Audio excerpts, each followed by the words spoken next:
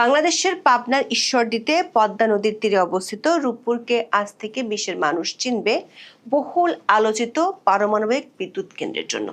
রূপপুর পারমাণবিক বিদ্যুৎ কেন্দ্রের প্রথম ইউনিটে আনুষ্ঠানিকভাবে পারমাণবিক জ্বালানি বা ইউরেনিয়াম লোডিং শুরু হয়েছে, যা বাংলাদেশকে বিশ্বের ৩৩তম পারমাণবিক বিদ্যুৎ উৎপাদনকারী দেশের তালিকায় অন্তর্ভুক্ত করেছে। বাংলাদেশের গণমাধ্যমগুলোর খবরে বলা হচ্ছে, এই অর্জন শুধুমাত্র একটি কারিগরি মাইলফলক নয়, বরং এটি একটি দীর্ঘস্থায়ী ভূ রাজনৈতিক ও অর্থনৈতিক সংগ্রামের ফসল। ১৯৬১ সালে যে স্বপ্নের বীজ বপন করা হয়েছিল, তা পাকিস্তান আমলের অবহেলা, স্বাধীনতা পরবর্তী পুনর্গঠন এবং গত ১.৫ দশকের রাজনৈতিক মেরুকরণ পেরিয়ে আজ বাস্তবায়নের পথে।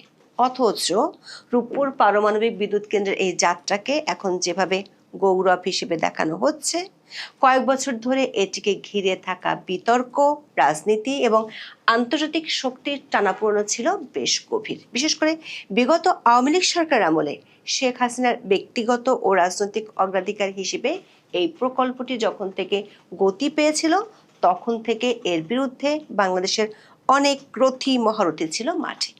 এমনকি যে বিএনপি সরকার ২৮ এপ্রিল ইউরেনিয়াম লোডিং অনুষ্ঠান উদ্বোধন করলো, সেই বিএনপি বছর ৩ আগে এটাকে অপ্রয়োজনীয় প্রকল্প বলেছিল।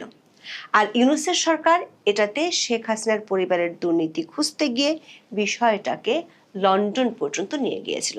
শেষমেশ রাশিয়ার কড়া আপত্তিতে পিছু হটেছিল তারা। তবে আশ্চর্যজনকভাবে এখন সেই উচ্চকণ্ঠ সমালোচকদের মধ্যে এক ধরনের কৌশলগত নীরবতা লক্ষ্য করা যাচ্ছে।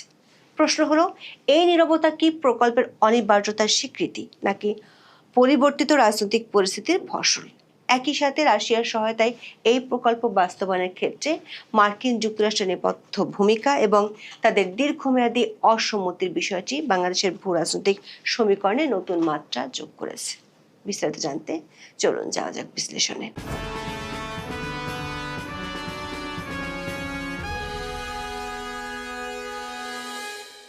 রূপপুর প্রকল্পের ইতিহাস ঘাটলে দেখা যায়, এটি বাংলাদেশের স্বাধীন সত্তার সমান্তরালে বিকশিত একটি ধারণা। ১৯৬১ সালে তৎকালীন পূর্ব পাকিস্তানে একটি পারমাণবিক বিদ্যুৎ কেন্দ্র স্থাপনের প্রথম প্রস্তাব গৃহীত হয়।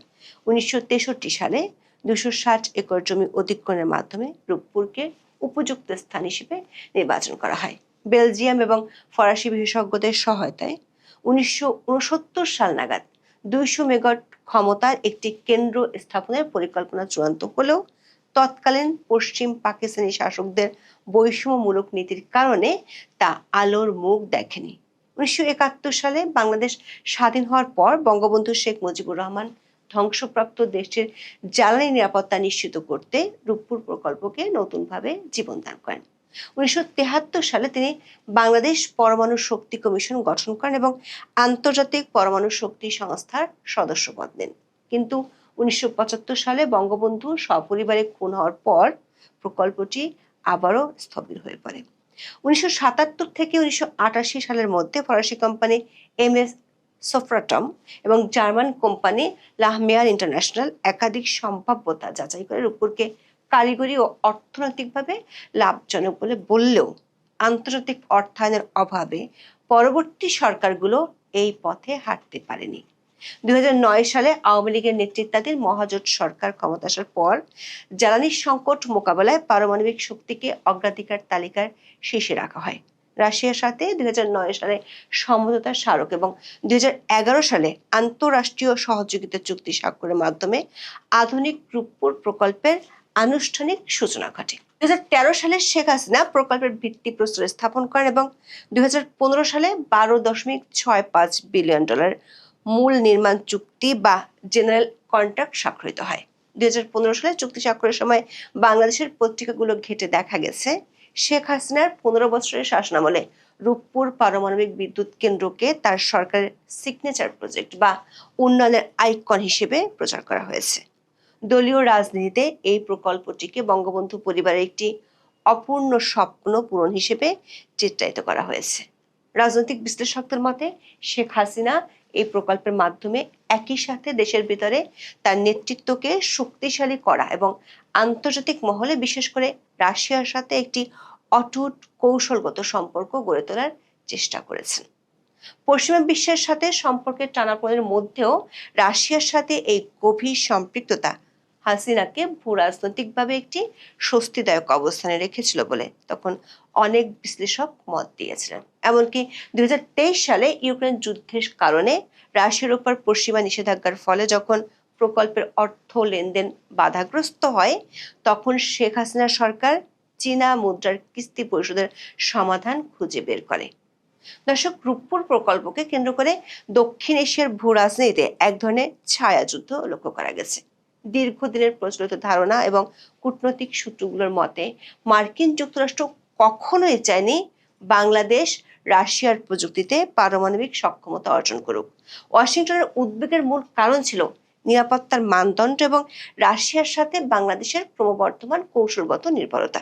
বিশেষ করে বঙ্গোপসাগরের নিকটবর্তী একটি দেশে রাশিয়ার বিশাল প্রভাব মার্কিন প্রশান্ত মহাসাগরীয় কৌশলের সাথে সাংঘর্ষিক ছিল।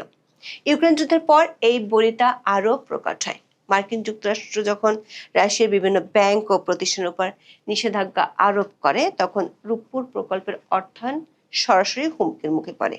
প্রায় $800 মিলিয়ন ঋণ পরিশোধ ও সুদের হিসাব তখন আটকে যায়।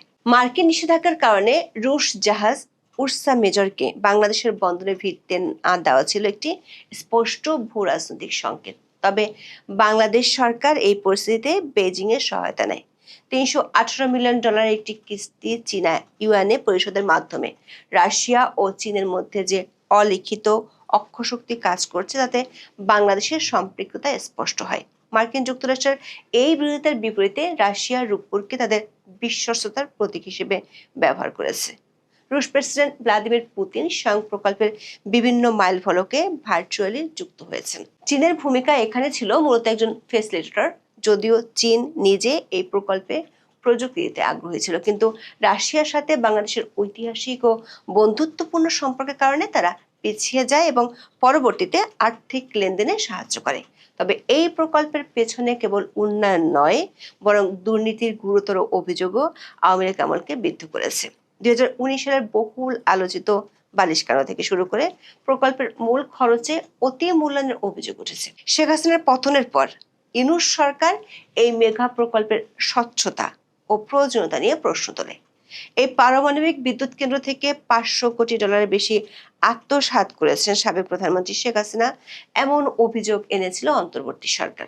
বিষয়টি পদ্মার পাড় থেকে চলে যায় টেমস নদীর তীর পর্যন্ত।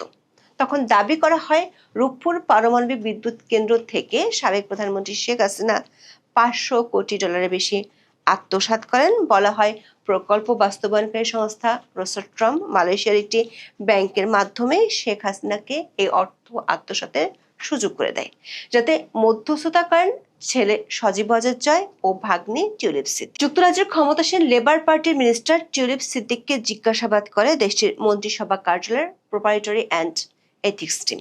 টিউলিপের বিরুদ্ধে অভিযোগ ওঠে তিনি 2013 সালে বাংলাদেশে বেশি অর্থ ব্যয়ে একটি নতুন পারমাণবিক বিদ্যুৎ কেন্দ্র নির্মাণের চুক্তিতে মধ্যস্থতা করেছিলেন।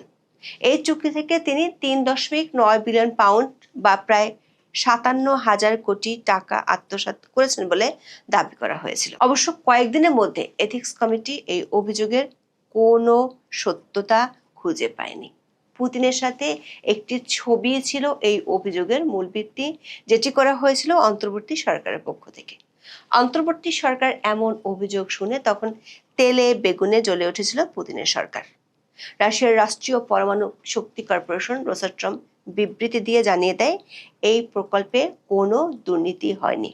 রোসাট্রম তখন দুটি আলাদা বিবৃতি দিয়ে কত টাকা কাকে দেওয়া হয়েছে এবং এই প্রকল্পের পেছনে খরচ করা হয়েছিল সেই হিসেব তুলে ধরে।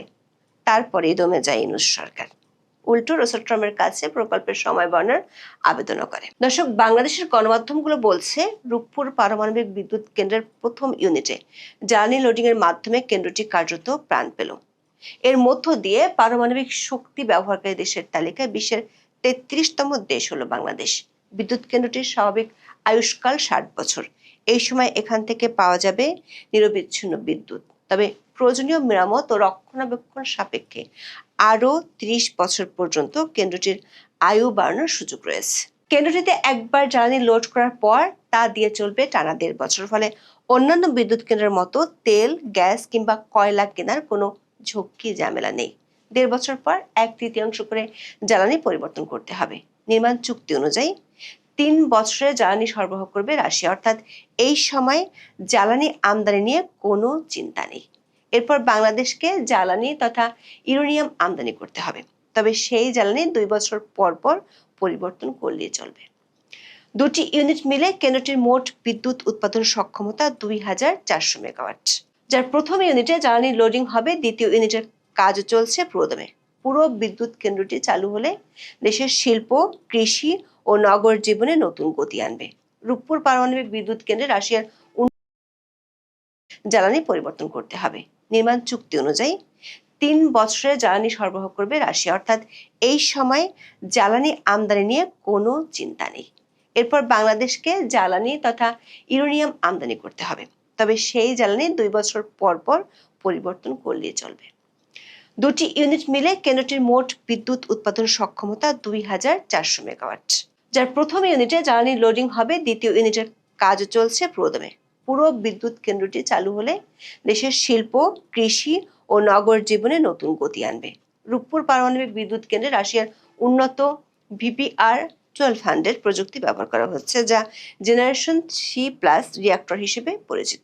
এই প্রযুক্তির সবচেয়ে গুরুত্বপূর্ণ বৈশিষ্ট্য হলো এর ফুকুশিমা পরবর্তী নিরাপত্তা ব্যবস্থা। এখানে সক্রিয় এবং নিষ্ক্রিয় উভয় ধরনের নিরাপত্তা ব্যবস্থা আছে, যাতে বিদ্যুৎ সংযোগ বিচ্ছিন্ন হলো বা মানুষের ভুল সিদ্ধান্ত থাকলেও কেন্দ্রটি স্বয়ংক্রিয়ভাবে নিরাপদ থাকতে পারে। দর্শক, রূপপুর পারমাণবিক বিদ্যুৎ কেন্দ্রের যাত্রা অনুষ্ঠানটির নাম দেওয়া হয়েছে রূপপুর থেকে রূপান্তর। এই রূপান্তরের গল্পটি হলো বাংলাদেশের অনিশ্চয়তা থেকে সক্ষমতায় উত্তরণের এক জীবন্ত দলিল। 1961 সাল থেকে 2026 সাল পর্যন্ত এই দীর্ঘ সময়ে প্রকল্পটি অসংখ্যবার রাজনৈতিক প্রতিহিংসা ও ভূ রাজনৈতিক ষড়যন্ত্রের শিকার হয়েছে। বিগত আওয়ামী লীগ সরকার এটি শুরু করলেও আজ এটি কোনো নির্দিষ্ট দলের নয়, বরং পুরো রাষ্ট্রের সম্পদে পরিণত হয়েছে। মার্কিন যুক্তরাষ্ট্রের নেপথ্য বিরোধিতা এবং রাশিয়ার সাথে ক্রমবর্ধমান নির্ভরতা বাংলাদেশকে এক কঠিন কূটনৈতিক পথে নিয়ে এসেছে।